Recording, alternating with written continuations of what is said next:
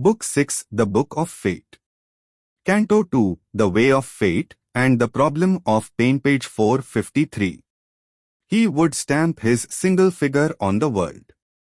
Obsess the world's rumors with his single name. His moments center the vast universe. He sees his little self as very God. His little I has swallowed the whole world. His ego has stretched into infinity. His mind, a beat in original nothingness, ciphers his thought on a slate of hourless time. He builds on a mighty vacancy of soul, a huge philosophy of nothingness. In him nirvana lives and speaks and acts, impossibly creating a universe. An eternal zero is his formless self. His spirit the void impersonal absolute. Take not that stride, O growing soul of man. Cast not thyself into that night of God. The soul suffering is not eternity's key, or ransom by sorrow heaven's demand on life.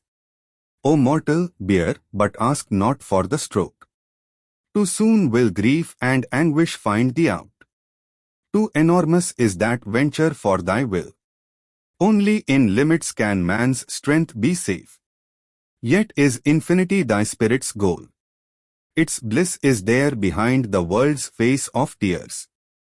A power is in thee that thou knowest not. Thou art a vessel of the imprisoned spark. It seeks relief from time's envelopment. And while thou shust it in, the seal is pain. Bliss is the Godhead's crown, eternal, free, unburdened by life's blind mystery of pain. Pain is the signature of the ignorance, attesting the secret God denied by life. Until life finds him, pain can never end. Calm is self's victory overcoming fate. Bear, thou shalt find at last thy road to bliss. Bliss is the secret stuff of all that lives. Book 6, The Book of Fate.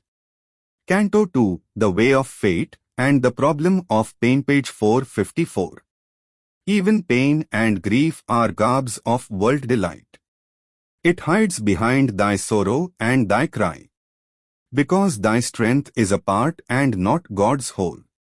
Because afflicted by the little self, thy consciousness forgets to be divine, as it walks in the vague penumbra of the flesh, and cannot bear the world's tremendous touch. Thou criest out and sayest that there is pain. Indifference, pain and joy, a triple disguise. Attire of the rapturous dancer in the ways. Withhold from thee the body of God's bliss. Thy spirit's strength shall make thee one with God. Thy agony shall change to ecstasy. Indifference deepen into infinity's calm, and joy laugh nude on the peaks of the absolute. O mortal who complainest of death and fate, accuse none of the harms thyself hast called. This troubled world thou hast chosen for thy home. Thou art thyself the author of thy pain. Once in the immortal boundlessness of self, in a vast of truth and consciousness and light, the soul looked out from its felicity. It felt the spirit's interminable bliss. It knew itself deathless, timeless, spaceless, one. It saw the eternal, lived in the infinite. Then, curious of a shadow thrown by truth, it strained towards some otherness of self. It was drawn to an unknown face peering through night. It sensed a negative infinity, a void supernal whose immense excess, imitating God and everlasting time, offered a ground for nature's adverse birth, and matter's rigid hard unconsciousness, harboring the brilliance of a transient soul that lights up birth and death and ignorant life.